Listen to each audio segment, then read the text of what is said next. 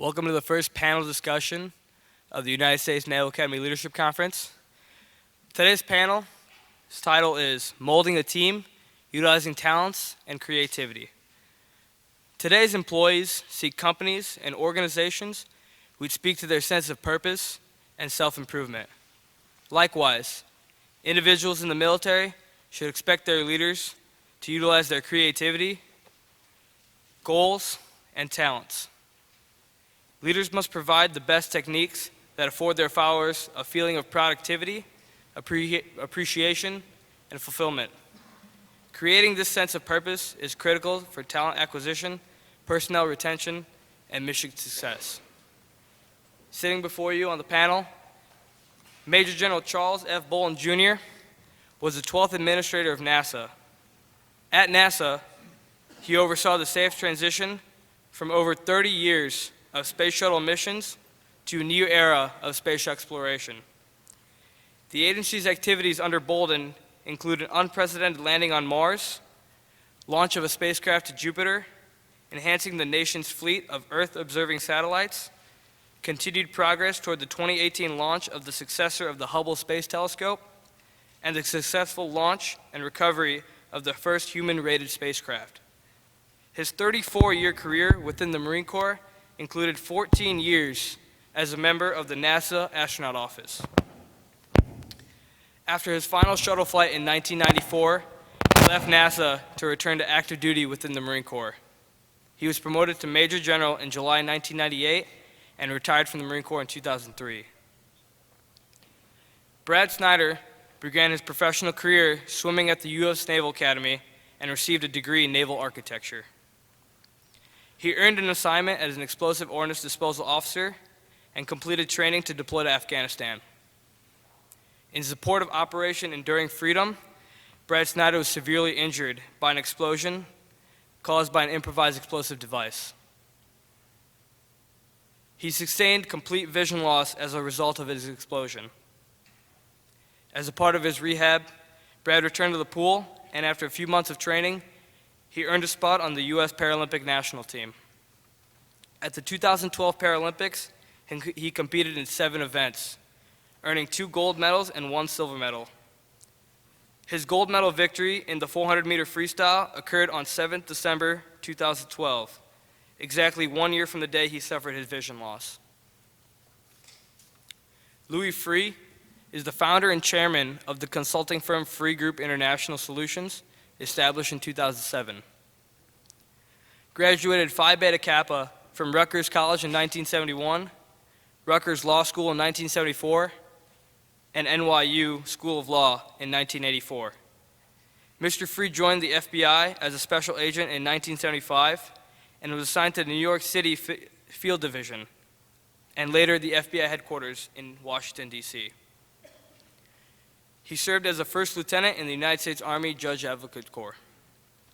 In 1991, Mr. Freeh was appointed by President George Bush as the United States District Court Judge for the Southern District of New York. In 1993, President Bill Clinton appointed Judge Freeh as the 5th Director of the FBI. Mr. Freeh is an advisor to Millennium Partners and a board member of the Max Planck Florida Institute. Mr. Freeh also is a counsel to the U.S. Naval Academy Foundation. He and his wife, Marilyn, have 6 sons. And finally, Dr. Clark Adams.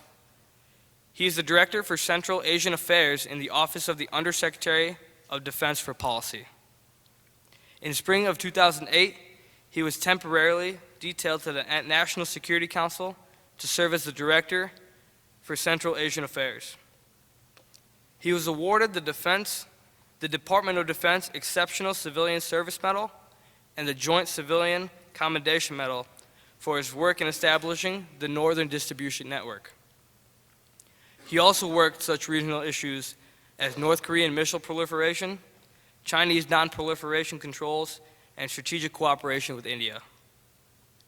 He holds a Master of Science in National Security Strategy from the National War College, a Master of Art in International Relations from Pennsylvania State University, and a Bachelor's of Arts in Economics and Political Science also from the Pennsylvania State University. Mr. Clark will be arriving shortly. Moderating the panel today is Lieutenant Commander Alex Dietrich, graduate of George Washington University.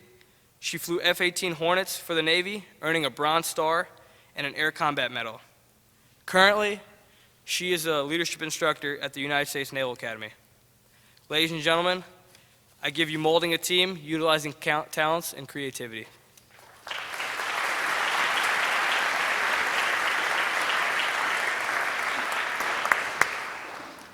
Gentlemen, thank you again for being here with us today. Most impressive biographies. And I'm sure that every young student in the audience has their pen and their notebook poised, ready to take notes on all of your secrets of success. And we'll get to those for sure. But what I'd like to start off with is I'd like you each to share a failure. And I'd like to show the students, the midshipmen in particular, that it takes failure to reach an ultimate success or pinnacle of your career. And so if you would please, a big flop. And then, of course, if you learned anything from it, if you had any particular resources or support to get through it.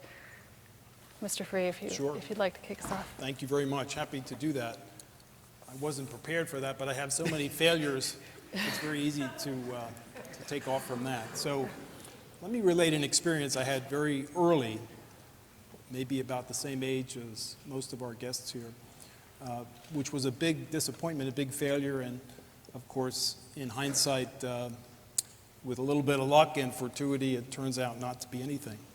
So it was the height of the Vietnam War, and against the wishes of my mother and father, I enlisted into the Marine Corps. At least I started the enlistment process. And I was put into a PLC program. I went through all the physicals, all the background. I had finished college. And when I got to that point, I was called by a medical officer, and he said, "We're sorry, but an injury I'd had to my leg when I was playing football in college was on the disqualifying list." So this is 1973. Absolutely disappointed. To me, that was not just a failure, but the inability to do something that was very important. Not to be deterred, I went across the street to the U.S. Army recruiter and went through the same thing, and the U.S. Army recruiter said to me, actually, he said, "Kid, your injury is on the waivable list, but we have another rule. If you've been rejected by one branch, you can't serve in the U.S. Army." So many, many years later, I'm a prosecutor in New York City, assistant U.S. attorney, and the U.S. attorney comes into my office and says, "There's a 4th JAG detachment unit, Army unit up in the Bronx looking for volunteers. Do you have any interest?" I could not have volunteered any quicker and served as a reserve JAG officer for many, many years. And the lesson there is several-fold, right? One is that we don't determine our own careers and success. We think we do, but it's actually in the hands of others and sometimes in the hands of Providence. But perseverance, the desire to do something, many, many times you find those opportunities, particularly after a disappointment when you're not even looking for them. So you're all young enough and talented enough that you'll have doors closed and doors open, but if you're persistent, if you're motivated, if you want something, ultimately in life many times you'll find it. Thank you. General.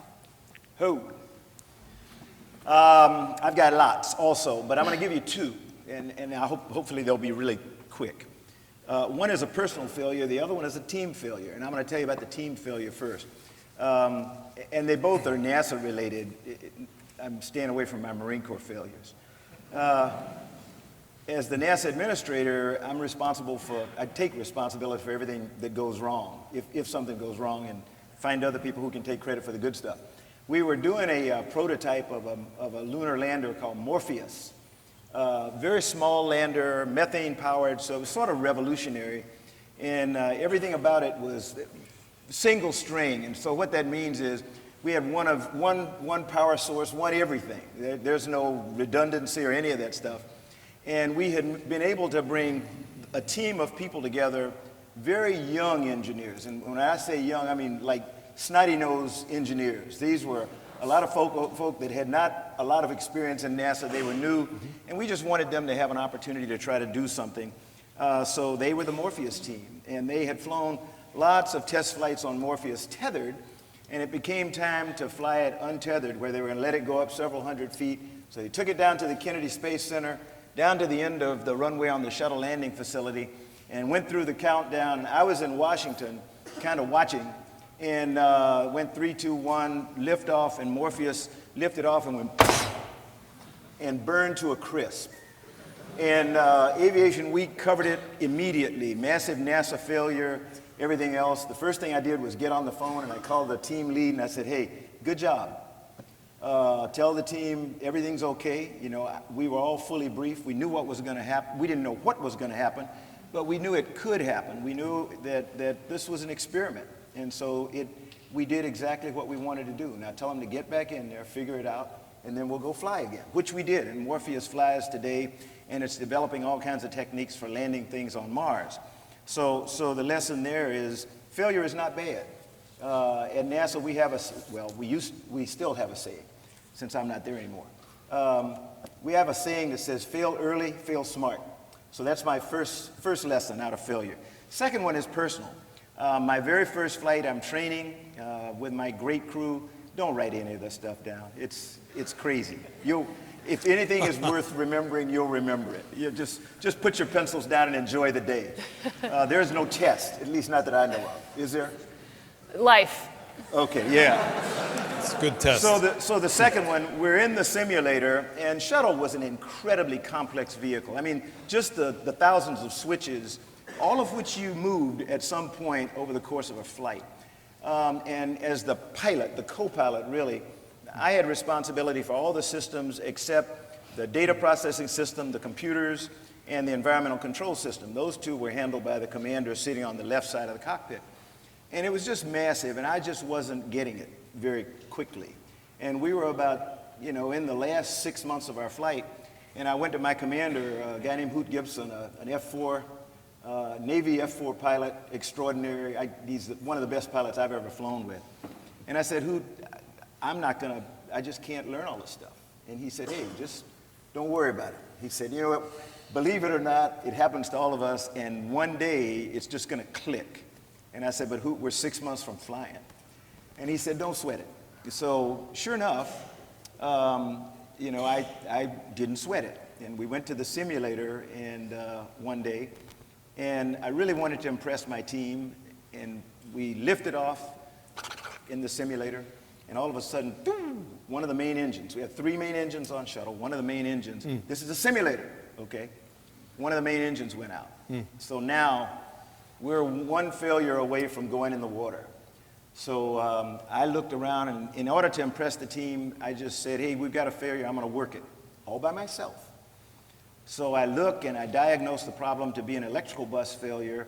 The procedure is to find the bad bus and isolate it, just take it off the line so that you don't short other things out. So I reached over to the electrical control panel, shut off what I thought was the bad bus.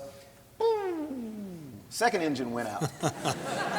All of a sudden, the simulator is really good, so you can feel us sliding back into the Atlantic Ocean. And as we're laying there dead, Hoot looked at me and he went, Charles? And I knew I was in trouble. That was like my mother calling me Charles Frank when I was growing up. I said, yes, Hoot. He said, did I ever tell you about Hoot's Law? I said, no, Hoot, you didn't.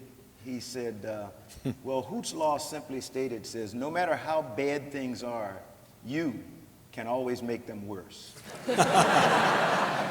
So that was my second experience in individual failure, but what we learned from that, and it goes with the theme for this panel, which is, if I get it right, it's actually molding a team, utilizing talents and creativity.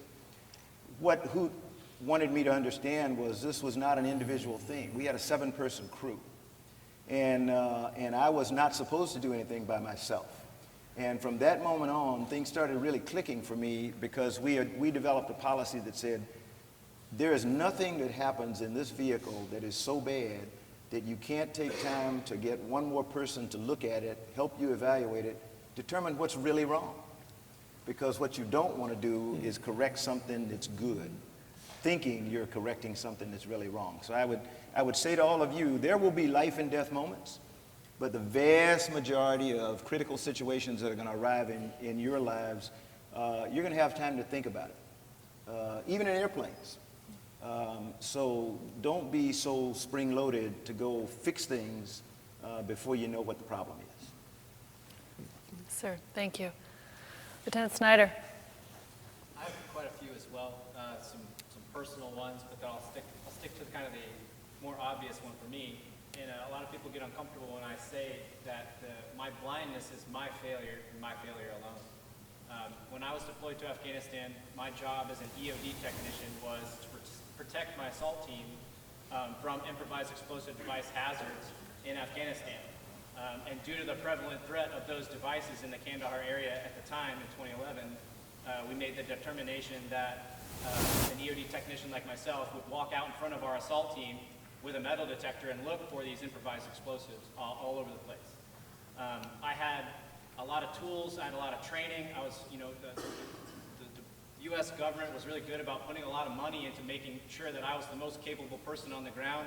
I had really up-to-date intelligence analysis of the areas that we were going into.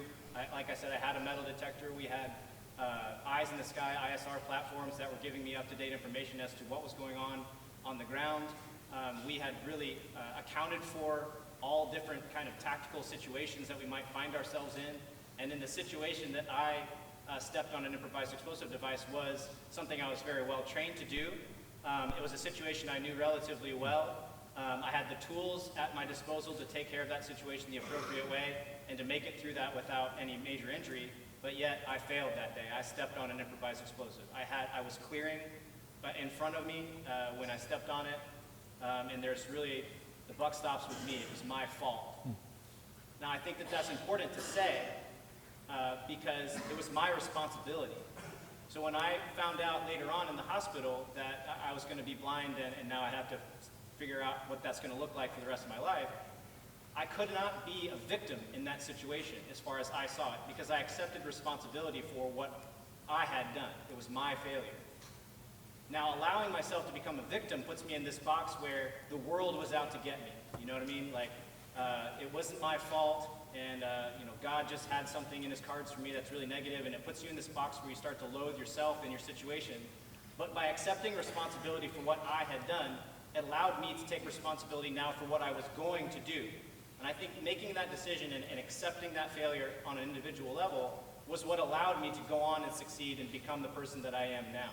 So, making a bit of a stretch to relate it to team building, I think first, to build a team, you have to square yourself away as an individual, and understanding that life is going to throw a bunch of different things at you all at once sometimes. Sometimes you can control things, sometimes you can't control things. But understanding and accepting responsibility for your contribution to that situation is pivotal to squaring yourself away as an individual before you can function well as a part of a team. That's very good. Thank you. Thank you. Gentlemen, all of you, for sharing and being vulnerable with that. And so what I'd like to do then is to pull the thread there. And the theme of this panel is talent and creativity. And we talk about innovation a lot now. That's a buzzword. Diversity and talent and innovation. But we also talk about them in a sort of sterile sense. Innovation cells, or we'll have innovation workshops where we get together and it's clean and tidy and we get goodness from it. And so what I'd like to do is ask you, how do you promote creativity and how do you extract it from your teams in the real world? Because it's not clean, it's not tidy. And how do you encourage your organizations and your teams, especially when they're very large, gentlemen, the FBI and NASA? How do you foster that innovative culture with people who are imperfect, with people who do fail. And anyone can jump on that. Sure. Yeah, why don't I start? Okay. I don't have so much experience. Yes, sir. Go right ahead. I can only speak from really kind of like a ground level leadership experience, given that my tactical level experience was really all I had to draw upon, at least in Afghanistan. And what I saw definitely in the special operations community was a trickle down from what I understand to be one of General McChrystal's kind of things, was a flattened organization where everybody from General McChrystal on down to the person making copies in the back of the room's input is important, because the advantage of diversity is none of us look at the world the same way. All of us have different backgrounds, all of us have a different upbringing, all of us have different training, all of us have different education. All of us see each individual situation differently, thus all of those opinions are important. So making sure your organization is a flat one where all inputs are valued similarly is critically important. As far as innovation is concerned, I also think that there's a lot of power in establishing a habit of looking at each individual situation as a standalone situation. Something that drives me nuts, whether it's within the Department of Defense world or if it's out in the corporate world, inheriting a certain, like a policy, or this is the way we do these sorts of things, even to the point where you're in the shuttle and you say the procedure for this is to do this, that, and the other thing, it stifles your creativity and it stifles your ability to understand the situation for what it is. So as far as innovation is concerned, I can only encourage you to look at each individual situation as a standalone situation and look at it from the outside in, and don't just do something the same way that we've been doing it for thousands of years just for the sake of saying this is how we do things. Solve each problem individually, because you might be the first one to come along, look at it differently, and solve it in a better way than it ever has been before. Does that make sense? Yep. Let me kind of piggyback on a little bit of what Brad said, and it's first an observation. This is not a very diverse audience. I can't see everybody back there, but it looks like a typical audience that I would expect when I come into this environment, except because there are, I don't know how many other schools represented other than the service academies, I thought it would be a little bit more diverse. I thought I would see a lot more women than I do, and more people of color. So that is just an observation. That's not a criticism, it's an observation. When we talk about innovation, I won't say my experience, because my experience usually means you don't know jack. And so you're getting ready to cover up what you don't know. At NASA, we really pride ourselves on trying to be very deliberate when it comes to diversity and inclusion. It does not happen on its own. A lot of people think it'll happen if you just make the conditions right, and you'll get this magic thing called diversity and inclusion. You have to work on it. So it means for those of you who are about to head out into the fleet or into civilian service or whatever it is, when you become a leader, if you want your team to be innovative, it's sort of like Brad said, you want a team that's not just going to follow the rote rules. You want people who are accustomed to free thinking. You want people who know what the mission is and know what the bounds are, but can figure out some doggone innovative ways to do it. Director Freeh he could probably tell you tons of things, and he may, about what you can do within the law. I get it all the time. My general counsel and my director of safety, both of them taught me a philosophy of yes if. They never said no to anything I asked them. They said yes if. We can do this if. But you can't even think about yes if you haven't been intentional about trying to build a diverse organization. Now, diverse just talks about ideas, color, background, culture. That alone won't do it. The big thing is inclusion, which means everybody that you have on your team is encouraged, in fact, almost demanded to participate, to say what's on their mind. Brad gave you the example of the day that he lost his vision. In the Marine Corps, we have something we call the point person. And it is never a general. Trust me. The general is probably miles behind. The point person is probably a PFC or a corporal, but very, very smart, has the respect and admiration of the whole team, because that person's the one that's going to tell them what's out there and whether it's okay to go that way. Guess who I want, if I'm the general, who I want to hear from before we cross the line of departure? I sure want to hear from the point man or the point woman nowadays, because if I don't allow them to speak to the mission and give us their input, we're going to screw up, probably. So you have to be intentional about diversity, and you have to insist on inclusion, having everybody who's around the table have an opportunity to participate. Otherwise, you're doomed. Yeah, well, thanks. You know, in terms of innovation, so I spent 25 years in government agencies, and now almost an equal amount of time in corporations or working for corporations. I think the essential element for innovation and encouraging innovation is really encouraging disruption with your line leadership and the people who perform the work for the agency. Disruption in a positive sense. No leader, whether you're CEO of a company or the head of an agency, should be surrounded by people who tell you what great ideas you always have. And the tendency in organizations and bureaucracies, and I think also the tendency in human nature, is to go to those who are competent, those who are trusted, and validate what you've already concluded. And I found that both in government and in business, it's a bad trade and probably a formula for problems. What we want, I think, and what you should start to think about is dynamics and organizations of leaders where people are not afraid to challenge, not to do it in a disrespectful way or insubordinate way, but to challenge and to say no. I found in Washington that one of the rarest things was people saying no. No, I can't do that. No, I shouldn't do that. No, my organization is not capable of doing that.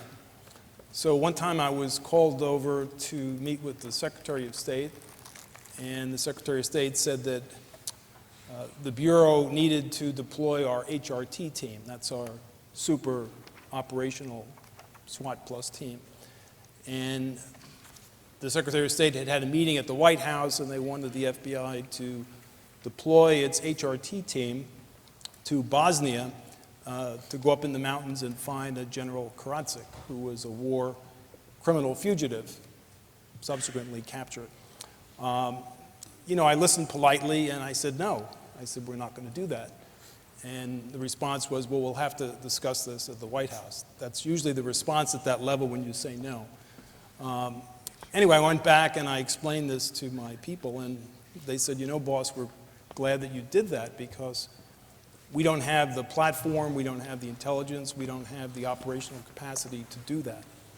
I found out a year later when I was talking to the Secretary of Defense that the Secretary of State had proposed the same operation to him, and he turned her down. The point is, in an organization, the leader has to create an atmosphere where people are not afraid to challenge and to say no and be willing to put their integrity and their reputations behind that. If you have an organization where you don't have that environment, you won't have innovation. No one will take a risk, whether it's R&D in a big pharmaceutical company where I worked or a government agency. The safest thing to do is sometimes nothing and make decisions that you know will be approved because the person you're delivering the conclusion to wants that conclusion. And it's an occupational hazard of leadership. So what I would encourage you to start thinking about as you take leadership roles, as you work and interact with other leaders, is this notion of disruption, of looking critically at something, kicking the tires, not be afraid to say no. And if you have an environment and a leader that doesn't tolerate that, you're in a dysfunctional organization and one that's going to fail in terms of the things that whatever stakeholders it has are hoping it will do. How Thank doing? you, Director Freeh. Welcome, Dr. Adams from the Pentagon. Thank you for weathering the storm, and we're glad that you made it here safely. Thank you very much. I appreciate the opportunity. I'm sorry, again, I'm sorry I was late. No. Escaping the Pentagon is a little bit like, I guess the best thing to put it is in an astronaut's term, reaching escape velocity is kind of difficult when you're, Well, trying to get out of there, so. Well, we were just having a conversation about, as you know, the theme of the panel this afternoon is talent and creativity, and I was asking the other panel members to share their thoughts on, first on failure, and I was asking them to open up and be vulnerable about personal failure or failure of their teams, because so often we celebrate the success, especially of very successful panel members or folks who speak at events like this. You know, we look to them and have a bit of hero worship. And so I asked, you know, to be real and say it wasn't always a pretty path to get here. And then how do you get through your own personal failure, personal and professional, and then how do you manage and encourage failure in your team or your organization so that you can extract that innovation that is necessary? Because we've fallen into this this language recently, particularly in the business world or in the professional world, of the culture of innovation, innovation and diversity, and we talk about it as if it's very clean and neat and that you can control it, when in fact it's often quite messy. And so if you have any examples or thoughts on that, maybe particular strategies that you use to encourage your team to take risks, and how you let them know that failure to some degree is acceptable in order to reach that ultimate goal of a creative solution. Sure, thank you. It's a great question, because I think any of us who work pardon me for my cold, I think it's an extraordinarily difficult issue when you're in the bureaucracy, as you were just pointing out. Bureaucrats don't like risk very much. And there are a lot of good reasons for it. There are a lot of institutional reasons for it. Because risk very often, it means that you have some serious consequences, and people are afraid that if they make a mistake that it could have, you know, very, very serious implications for our policy, for our country, for other people in the world. So getting people to push ideas through a system when they're getting things pushed back is very difficult. It's also very dependent on the kind of, I'll call it a command climate that you have. I've worked in the Pentagon way too long. My first Secretary of Defense was Caspar Weinberger at the end of the Reagan administration. So one of the things that I did see over that time was very, very different institutional impacts coming from leaders. One of the things that does happen is you say, well, it can't just be one man. It can be. It can set either an environment where dissension in particular and risk-taking are encouraged, but it can also overnight become an environment with a new style. It can be one where people are afraid to dissent to what's being said. Well, frankly, I had some experiences I won't go into during the run-up to the Iraq War. I was working in non-proliferation portfolios. We were involved in building some of the briefings that we were using to get the Congress to sign up for the war resolution. We were back and forth constantly with the intel community, and we had a lot of push and pull because information was not clear. Whatever you hear in the press today is pretty much an oversimplification of what was going on. There were a lot of people who had doubts about what was happening.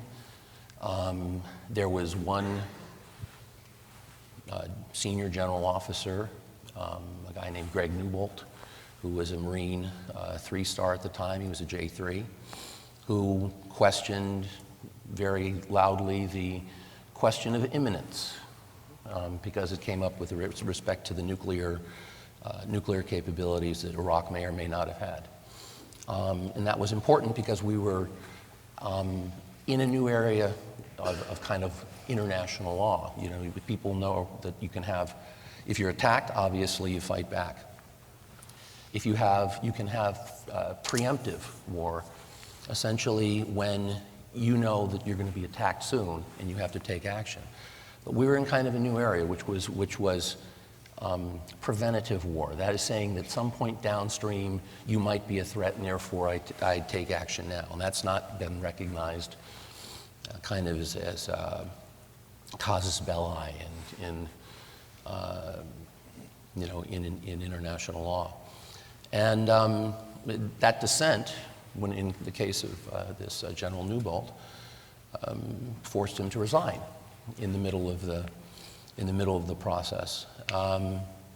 He was followed by General Abizaid, John Abizaid, who took a slightly different approach. I think it's the same approach that Colin Powell took, which was try to work within the system to get things in the right direction. And again, this is where people have complicated moral choices that they have to make. They have to decide, you know, how long do they stay in the system? How do they press back against it? When is principled resignation appropriate? And I think those are extraordinarily difficult things to do. So the point of this is, or what I'm getting at with this is that the leadership climate that is established early on makes the innovation, the dissent component, either viable or non-viable. When we had Rumsfeld, it was not viable. There was a certain mentality that was at work that wanted to move in a particular direction. So you get frustrated with that. I've also seen some extraordinarily good leadership environments. Secretary Panetta set an extraordinarily good one. Secretary Gates, who wanted information, was a voracious reader, wanted to get every piece of information he could get, was very tough with staff and pushing back, but also was principled, and most importantly, he would change position. He would reverse course based on the information that was presented to him. And I think that's one of the defining characteristics. And when I was taking my notes for this, and I hope I don't take too long here, is that one of the things that seems to be a recurring characteristic of truly great leaders is that they're able to acknowledge that they don't know everything. And they are willing to take ideas from their staffs. They're willing to basically pull people up and take risks. And that means that gets to the second piece that I think is important, and that is recognizing it's not all about you. Because the risk issue very often at senior levels is driven by how am I going to be perceived, how is this going to affect me, which means that it's very difficult to get those innovative ideas in front because they're not proven, they can fail, and there's kind of we're not a very forgiving system. It's kind of a zero defect mentality, and certainly one that affects, I think, something that's concerned for uniformed personnel, where there's, when I first started working in the government, pardon the crassness, but I heard one aw shit wipes out 1,000 attaboys. And that mentality does pervade the system. So I think with that I can go on a different topic. So gentlemen, does anybody have specific tangible mechanisms that you put in place in your institution? Or, I mean, we're talking about it in the abstract. We're talking about the leadership, some examples, and having this culture. But what or have you seen or have you put into place, what mechanisms to draw those ideas from the point man? I think we've all talked about the critical importance of allowing people to dissent. That too is easier said than done. Right. And I think that's where it's incumbent upon you as the emerging leader to make sure people understand that you want dissent. It was frequently I consider myself a participatory leader. What does that mean? It means I bug the crap out of people because I won't make a decision until I've heard everybody in the room. And sometimes the decision is obvious, but you haven't allowed everybody in the room to state their case. And so I will go around, if nobody has anything to say, I'll generally point to people and say, you go along with that, or why are we doing this? So it's incumbent upon us as leaders, you as emerging leaders, to draw people out, to help them understand that you really do want their opinion. You're not just saying it, you're not just going through the motions, otherwise you're not going to get innovation. You're going to get people who mimic back to you what you just said. And one last thing, I'll tell you, very early in my tenure, we have something called the Executive Council, and it's 7 people at the top of the food chain. And if it's going to get us on the front page of the Washington Post or the New York Times or get me called down to see the president, then I wanted it to come to the Executive Council. Other than that, we shouldn't see it. It should be at the lowest level where the decisions are made. And we came into one of my first meetings, and I kind of prefaced the meeting by giving, weighing in and giving my opinion and everything. And when the meeting was over, the senior civil servant on the team came in and said, you made the decision before the meeting even started. And I said, what do you mean? He said, once you gave your opinion, that was it. The decision was made. So you will be, if you're like me, you like to participate. Resist the temptation, until you've heard from everybody on the team. Because once you express your opinion, in most cases, the decision is made. Yeah. One technique that's very helpful, I know when I was in the U.S. Attorney's Office, at the point when I was Deputy U.S. Attorney, making the decision to charge, whether it's an individual or a company, particularly in a complicated case, a fraud case or a financial institution case where there's a lot of complexities, there's tax interpretations, there's always the question of intent with respect to fraud. So what we would do on a regular basis is we would assign one of our many bright young assistants each side of the equation, so to speak. So one would marshal all the evidence and arguments and legal precedent for going with a particular charge, and the other equally bright and capable young assistant had the reverse role. Sort of a moot court on a case that's not yet occurred because the charging decision has not been made. Sometimes in some organizations, not that one actually, but in organizations that the general and I were referring to before, that's one way to sort of coerce innovation and dissension and debate, because someone now has the official role of being the devil's advocate or coming up with a contrarian point of view. And that's a very helpful exercise, particularly, as you said, if the troops don't really know which way you're leaning. And you get the benefit of very bright challenges on each side, and then it helps to formulate a decision. And General, do you ever have to frame it so that it's clear that we're not taking a vote just because I'm asking for your opinion? The chain of command and our formal... Unlike the Marine Corps, at NASA, I used to like to say my decision was the beginning of a discussion. Okay. And that's in bureaucracies, non-military bureaucracies, that is frequently the way it works. And I was asked a question recently about what was the most startling thing I learned in my 8 years working for President Obama, and I said it was the limited power of the president. And people looked at me kind of strange, and I said, the president sits atop this incredible bureaucracy, and just because the president said this is what we're going to do, it doesn't mean it's going to get done, because there are people way down in the bowels of the ship. For example, working with China, which was a favorite of President Obama, something he really wanted to get done. Interestingly, every time we would have a meeting on the space side, my counterparts from China would call and say they couldn't make it because they couldn't get visas. And you know, there's somebody in the bowels of the State Department who was an anti-China person that happened to be in the consular section. And so if you delay, you know, issuing visas, then that means you're not going to have anybody to talk to. So there is no discussion on the potential collaboration between the U.S. and China in space. And so we sit today 6 years after the president said, go make it happen, and we're still talking about it. That's a concrete example. Sir, thanks. Yeah, sorry. I think that's it. I was thinking when I was putting my remarks together about, I don't know who the quote is attributed to, but when President Eisenhower went into office, I think someone famously told him or said about him, he's going to be in for a shock when he sits down in the Oval Office, tells people to do something, and nothing happens. And I think that's very true.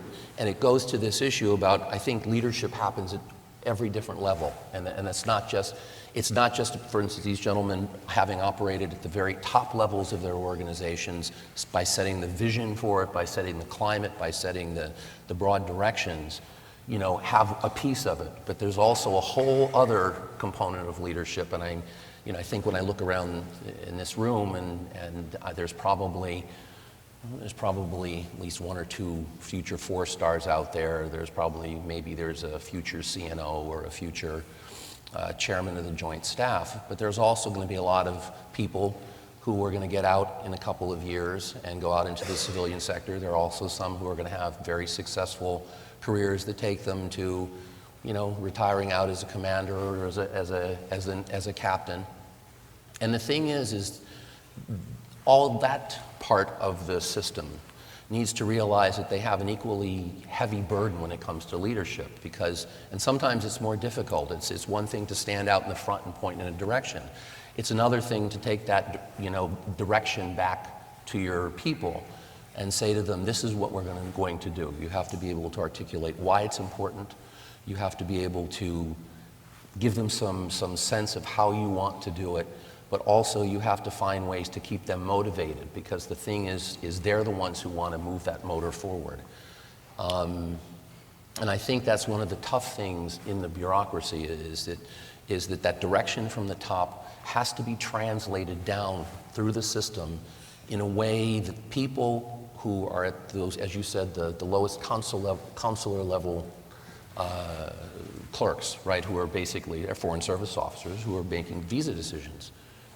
I have found generally that when you sit down with professionals at any level in our government generally, and you explain to them why something is important and why you're doing it, they'll generally bust their asses to try to make it happen, okay? Because I think that gets to the essence of why most people have chosen government service, why most people are sitting in this room, is they're motivated by this idea of serving something bigger than themselves. So by translating that, being able to go from the very senior level to the very junior level, that transmission process is absolutely critical.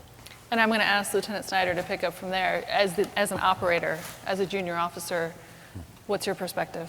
Yeah, so everyone in the room is a lot closer to being around the table as opposed to the head of the table, which is where all these three gentlemen are. But it goes both ways. So from a leadership down perspective, where you're trying to create an environment where you can foster that we'll call respectful dissent, it's critically important that if you're around the table that you, A, know your stuff, and B, stand up for what you believe in. So I was very unpopular. I don't want to relate everything to Afghanistan, but that's really all I got. So I'm just kidding. I was very unpopular in Afghanistan because as the EOD guy sitting around the table, I was very restrictive on what we were wanting to do. So whether you're in the conventional Army or Marines or SEALs, nobody likes to move in what we call ducks in a row patrol, just following the guy in front of you. It's not an easy way to get from one place to another. It's very restricted as far as how you can maneuver on your enemy, all kinds of different stuff. Anybody who's studied land warfare knows it's not a great way to get from point A to point B. But I was insistent upon us doing that because it was the only way that me and the other EOD guy could keep everyone safe because of how many IEDs there were out there. We couldn't have two flanks of 15 people roaming around in either a wing or whatever other formation they wanted to do because there were so many IEDs in the ground.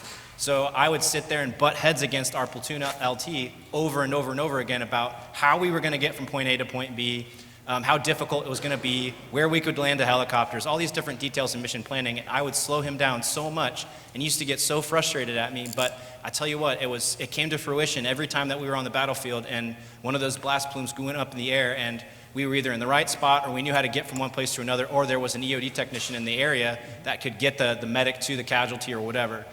So, you know, I really made him mad quite a few times throughout that entire deployment, but I think that he came to respect my point of view once he saw the ramifications of what will happen to a ground force when an IED attack happens. So I knew the threat because I studied it like nobody else. I was well trained in that environment. I knew how to mitigate those incidences as much as possible, and I was very passionate about keeping my boys safe. And so I knew in going against what he wanted to do, it kept people alive, and that was critically important. Now, if I had failed in any one of those realms, either my knowledge of the landscape or my capability as an EOD technician, or more importantly, my ability to voice those things, then someone may have gotten really hurt. So it was critically important for me as a guy sitting around the table to voice what I knew and stand up for what I knew was most important.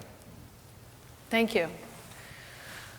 So gentlemen, if it's all right with you, I'd like to open it up to the audience. If we have any questions, it looks like we have 2 mics here in these aisles. Do we have any mics up top? All right, we've got Caroline Bechtel from Wellesley College. Caroline Bechtel from Wellesley College. You all have led incredible careers in government service, and I'm wondering, you know, morale can't be awesome all the time, either on the team or on your own. So at those points when morale gets low, what do you do to inspire yourself? Is there, you know, a publication you turn to, or what do you do? Yeah. So one of the things that I wanted to bring up when reading the title of this panel was this idea of clarity of purpose. And I don't speak on team building all that often. I speak more on kind of like individual inspiration, so I'm glad you brought that question up because I can hop in on here. Clarity of purpose is critical for not only the individual but organizations. And if you get to those points where morale is low and you're bogged down, I think it's most important to remind yourself why you're doing it in the first place. Whether you're trying to put an astronaut on the moon or you're, can you hear me? I've got 2 microphones, two turnables on the microphone. I think you're good. Hold on, let me unclip this one. All right, can you hear me now? We're good. Clarity of purpose is critically important for your organization, and if you get to those points where morale is low or you guys don't really know where you're going, remind yourself what you're doing it for. If you're at a private sector company, maybe you're trying to find a way to put shoes on all the feet of people in Africa, or if you're in the Department of Defense, your job is to maintain or make sure that there are no terrorism incidences here in the domestic U.S. You know, like whatever your purpose is, make sure that you guys understand that from a 50,000-foot view all the way down to the individual. You know, we're all contributing to that end goal in one way, shape, or form. It's important for the individuals to know that, but as leaders, it's also critically important to make sure that the people that you're leading also understand that clarity of purpose and, more importantly, their individual contribution to that purpose. So if it's mission statements, vision statements, those little stupid inspirational posters you have all over the office, you know, those sorts of things are good to have that constant reminder of what are you working for. And if you ever lose sight on that, that's where you're going to lose morale and lose the direction of the organization. Thank you. Over here. Midshipman Second Class Park, gentlemen, first of all, thank you for coming to speak with us. My question has to do with mistakes and team building. Have any of you ever lost the trust of someone in your team? And if so, how did you work towards building back that trust? I hope not. But one never knows, unless it's really gross. And then you'll know because they'll never follow you anywhere ever again. So, and I think it's really important to remember, Brad alluded to this when he talked about knowing your stuff. I used to be the Dep Don here, and I talked about the same thing over and over and over again, and it was my philosophy on leadership, and it came from my mom and dad's dinner table when I was growing up in Columbia, South Carolina. They told me 3 things: know your stuff, know yourself, and do the right thing. The know your stuff part is exactly what Brad talked about. You've got to make yourself, you may not be the best, the smartest person in the room, but you ought to know as much as you can about whatever it is you all are about to do. Marines, every Marine is a rifleman, so every Marine can strip, can take an M16 or whatever it is, a 45 or whatever we use today, in the dark, in your sleep, and everything. Your stuff as a leader is your people. And so you've got to know them. You need to know a little bit about everybody in your unit, which means every once in a while you've got to ask a personal question. How's your mom? How's your dad? How's your wife? You have kids? Sometimes, people are a little embarrassed or whatever it is. They don't want to get personal. Well, leadership is personal. And the more you know about your people, the more you're going to notice when you come in and you get ready to do a field op one day that somebody who's usually bubbly is not bubbly. And that's the time to say, what's wrong? Is there something going on at home? And my mom used to tell me, don't ever ask anybody how they're doing when you meet them if you don't want to know. Because they may tell you, and again, excuse my language, they may tell you, I'm not doing worth a shit. And then what are you going to do? Are you going to turn and walk away? Because they said that? You, as a leader, you don't have that option. You've got to be able to respond. They don't want you to solve their problem, but they want you to hear and help them work themselves through it. Know yourself is really important, because that's where you'll lose the trust of your people. If you don't know what your strengths and weaknesses are, mainly your weaknesses. If I were to go through this hall and say, what are your strengths? Every single one of you would jump up and give me things that you're really good at. If I said, what are your weaknesses? You'd probably sit there and look around and muddle, because you haven't thought about it. And you need to know your weaknesses more than anything else, because a weakness is what will allow you to get your back against the wall, and then you'll do something that, as an adult, I tell my kids, don't ever lie to me. You cannot lie or deceive or mislead your troops. You do it, you get one chance to do that. And after that, you're toast. And that's why I say I don't think any of us have done that. If we really did it bad, we'd know it, because we'd notice they're not following us anywhere. Well, if I could, I'll answer and say yes, I have. And this was several years ago. We were in the process of trying to negotiate a fuel contract in Kyrgyzstan. We had an air base there. We had some big political problems, and the White House wanted to basically get us a little bit more breathing space to be able to get the fuel we needed, and we started to work on a deal with their government. And one of the people on my team, extraordinarily capable, was basically driving this issue from the policy side, saying this is what we're trying to accomplish, and it was being translated down to the Defense Logistics Agency, which is responsible for negotiating these kind of deals and handling big muscle movement, logistical muscle movements.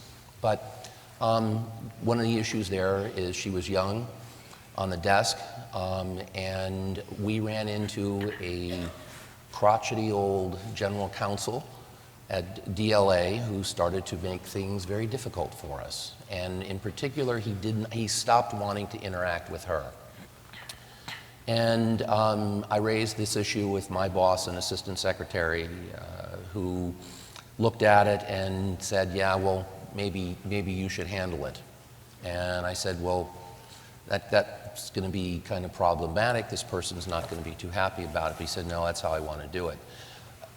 She basically was upset by it. We motored through as a professional, but downstream ended up saying, I'm going to go take another job someplace. And cited that as an instance where I think this issue about losing somebody's faith. And it happens to you very often, where you get put into a place where your ability, you are also part of a leadership chain where your bosses have demands on you. In this particular instance, frankly, we had spent so much political capital at that point in time with this organization to make this deal happen that it probably was the right decision, but nonetheless it had an impact. Where I probably fell short on that was really being empathetic enough with her about what had happened and about why it had happened. But her confidence level had been broken by that. So, I mean, it does happen. I don't think you can always avoid it. I mean, I think the general's exactly right, and I think it's a different issue perhaps for uniforms in combat situations. The trust that's there, I think in civilian organizations, it becomes a lot fuzzier, I think, in a lot of places, because you've got so many different forces coming at you from different directions. It makes you can't always be right, and sometimes you will have to do it. But I think the thing that I missed certainly on that was the being more empathetic to kind of what her reaction was to the situation, given how much of herself she'd been putting into this deal. How are we doing on time? Do I have somebody keeping me honest? Okay. Thank you. Good afternoon, gentlemen, ma'am. Mission 4 Class Alonzo. Last night, Admiral Craven talked very briefly about maintaining good order and discipline in order to keep confidence in the mission in a team. Do you have any advice as to how to do that in a military or any other environment?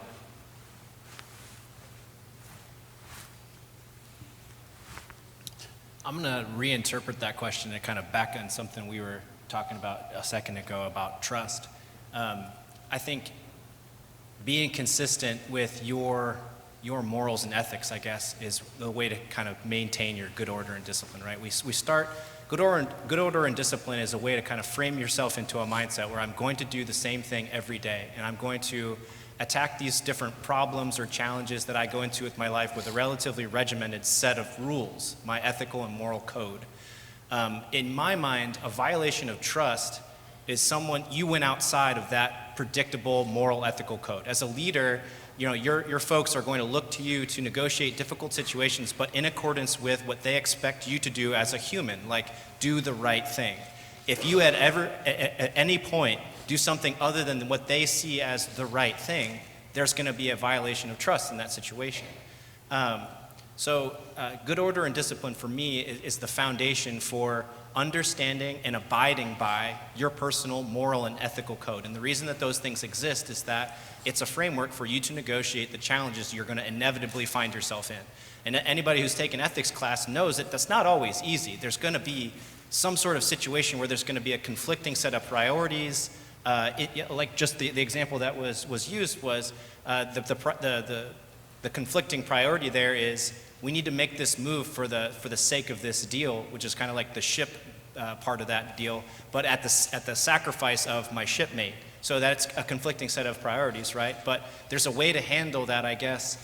Maybe that doesn't result in a violation of trust, but going back to the whole point, good order and discipline, the things that you do from the very, very ground up, from what Admiral McCraven's example is making your bed every day, living a life of discipline, making that a part of your core, is because that's the foundation for understanding and accepting your moral and ethical code and behaving in accordance with.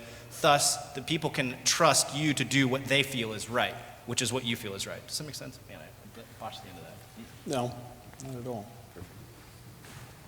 The one insight into discipline, one of the key harbingers of an organization that has a trusted environment is the same standard, the same fairness being applied to everyone. So I've seen organizations, both in the government and private organizations, where there could be a double standard. So very senior, powerful leaders, particularly in some corporations, are judged by one standard, and line officers or junior executives are judged by another. Of all the things that happen in terms of trying to maintain order, whether you call it ethics or compliance, a dysfunctional difference between how you treat people on the same general set of circumstances can really destroy the trust and confidence people have in an organization. So a lot of time and energy is spent, should be spent, in making sure that there's a fairness and a precedential basis to make these decisions. Because if that's not the case, first of all, everybody knows it in the organization immediately, and it's a very destructive dynamic in any group of people trying to perform a mission. Thank you. Thank you. Good afternoon, Midshipman 4th Class O'Callaghan.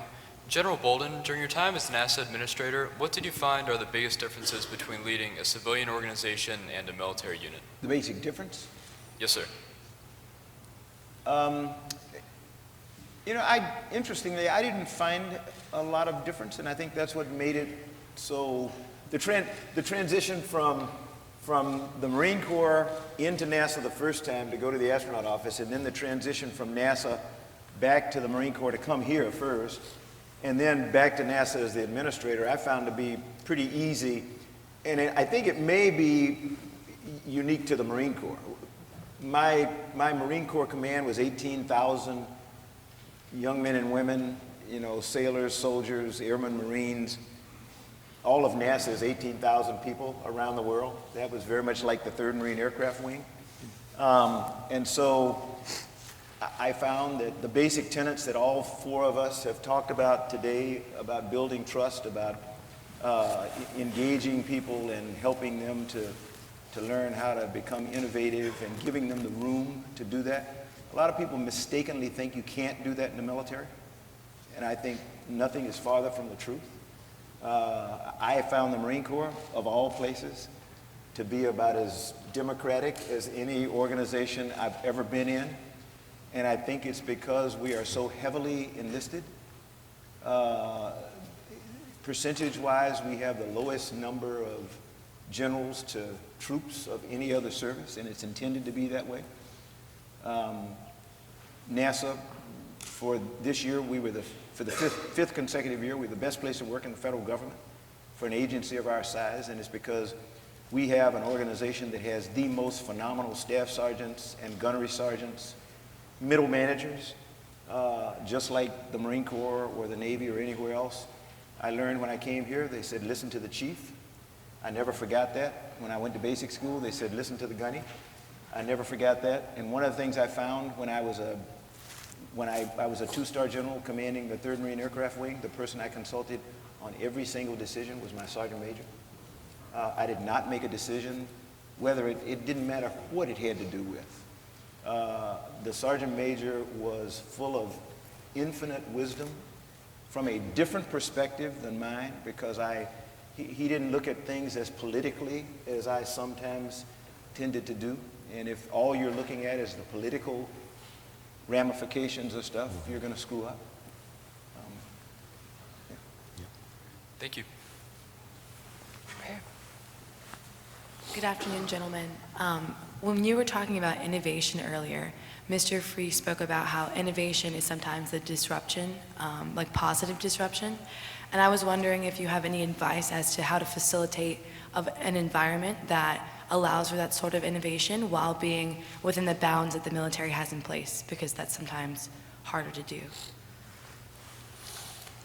Again, I can't speak from a military experience, but I know in my government organization, which was the FBI, later in the Department of Justice, and of course in many of the private organizations that I now function in, you know, there's actually chief strategy officers. One of their portfolios is to find ways of innovating and creating innovation. So it's really a full-time job. It doesn't happen by accident. I think, as my colleagues both said, you have to have the right environment, first of all, to start.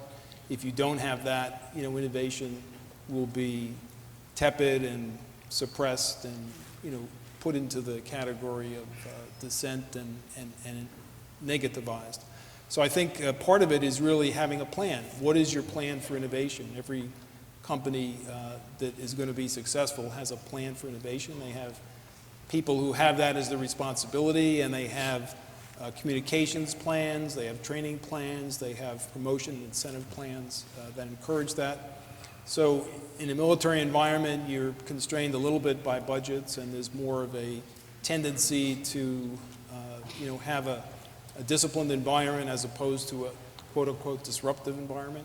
But I think there's still many opportunities and other means to really encourage people to think outside the box and then to present their thinking and know that even if it's not accepted, they're not going to be penalized for it. But it's a full-time job. You really have to focus on it. In the Office of the Secretary of Defense and the policy organization, we spent a lot of time thinking about how we're supposed to basically be organizing ourselves to accomplish particular things that the Department of Defense needs or wants.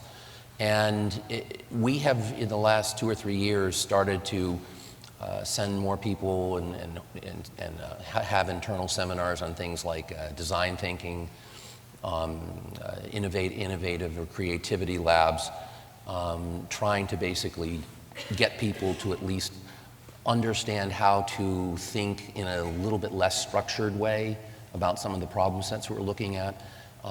We also do things we call, it's pretty simple strategy sessions, but what they do is you get people from different offices sitting down around a table and talk about a particular problem set, whether it's current Pakistan policy, whether it's how we're going to deal with something in Afghanistan. Our office particularly handles Afghanistan, Pakistan, and Central Asia. And those sessions are usually run well because what happens is the rule is when everybody walks into the room, everybody takes off their position, takes off their rank, and essentially begins to throw ideas around. It has produced actually some fairly new thinking or new approaches where people had just simply said, this is not how it, particularly it was an issue of Pakistan, about why don't we look at it from another direction? And it resulted in some policy papers. So there is room to do that. It's always a little bit hard in a bureaucracy, again, because of the risk question, but we were given that latitude of action by our leadership to go out and try to, and that's Director Freeh's comment was exactly right. It does have to, you have to kind of be empowered to do that. But when you are, people can move with it, I think, pretty well. But so we're trying to do it. People generally don't think of federal bureaucrats as being the most flexible and innovative crew around, but I can tell you that there is an awful lot of innovation, certainly in the Defense Department and across the agencies. You've got an incredible depth of talent, and it just has to find ways to get released. So. Great, thank you. Thank you, gentlemen. Great question. Good afternoon, gentlemen. I'm midshipman 4th Class Patton from here at the Naval Academy. After listening to all of you, I couldn't help but to think of how productive and hardworking each of you are.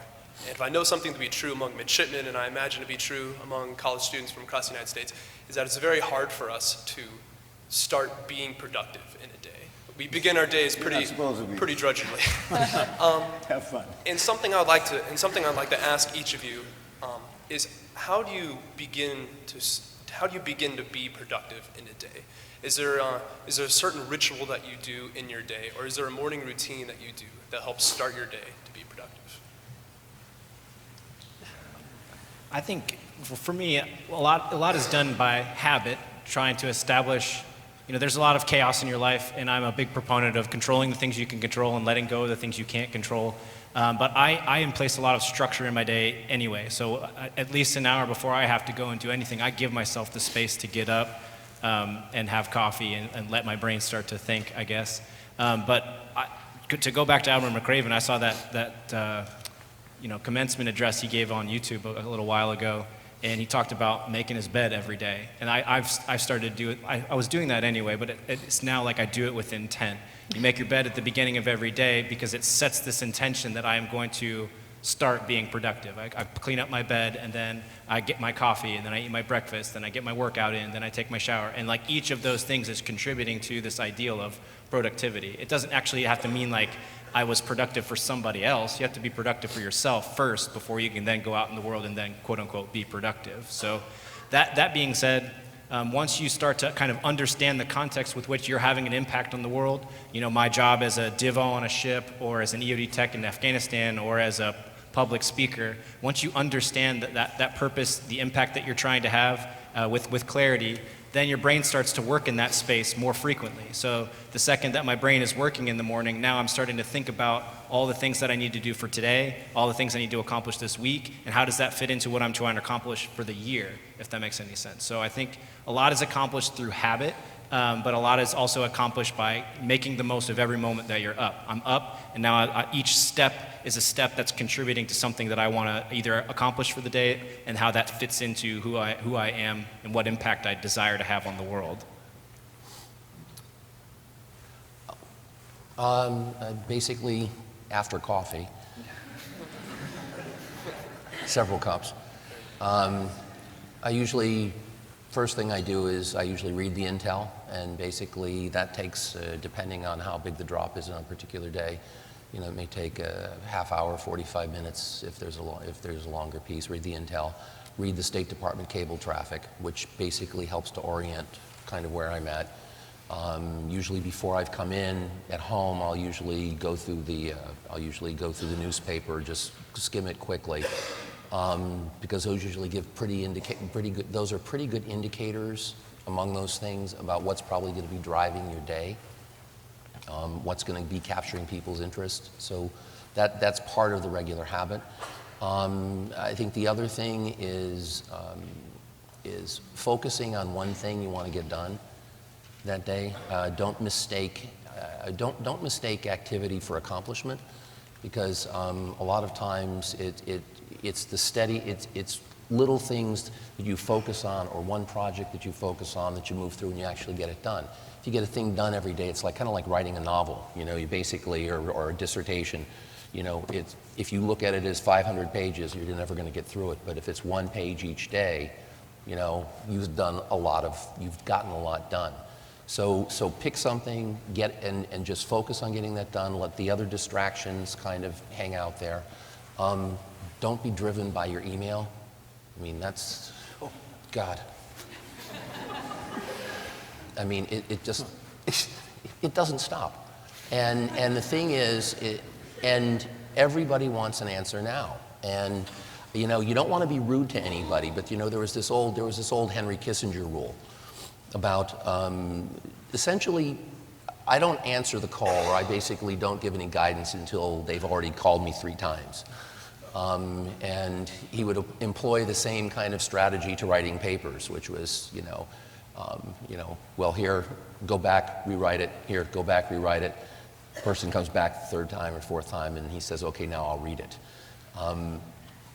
So it is not getting yourself pulled down into the minutia, because there's so much of it that doesn't matter. And this goes actually, I think, to the points about deferring down, let lower levels solve the problems, because 99 times out of 100, they're going to be able to do it.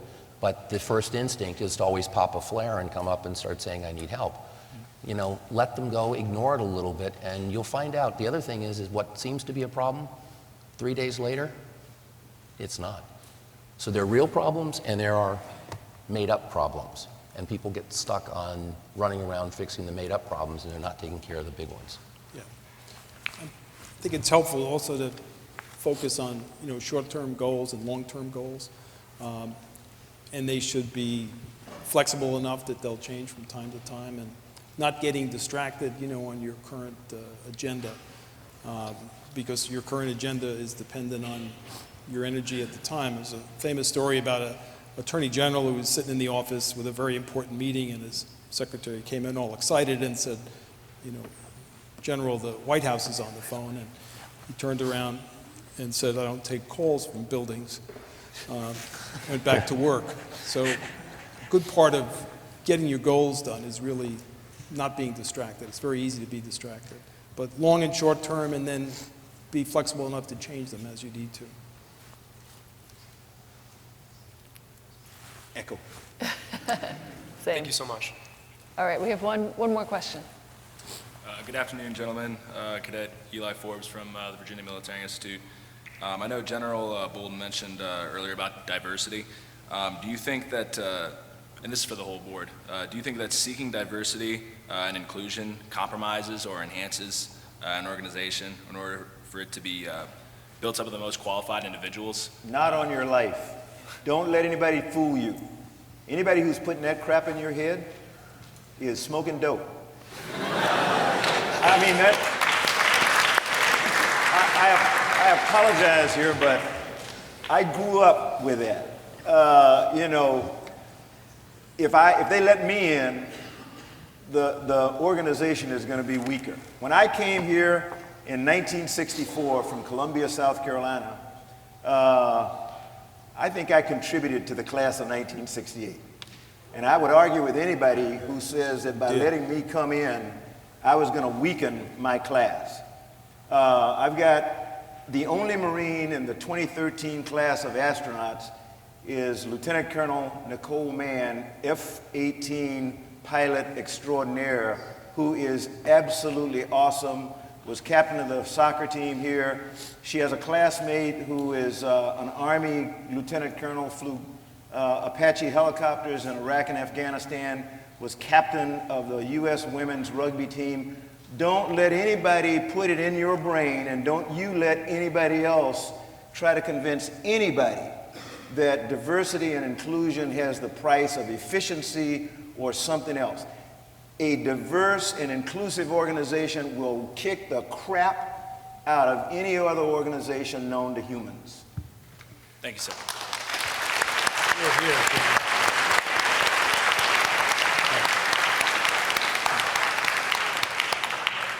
Well, on that note, I'm going to thank you gentlemen again for joining us, sharing your thoughts on talent, on creativity, diversity, and inclusion.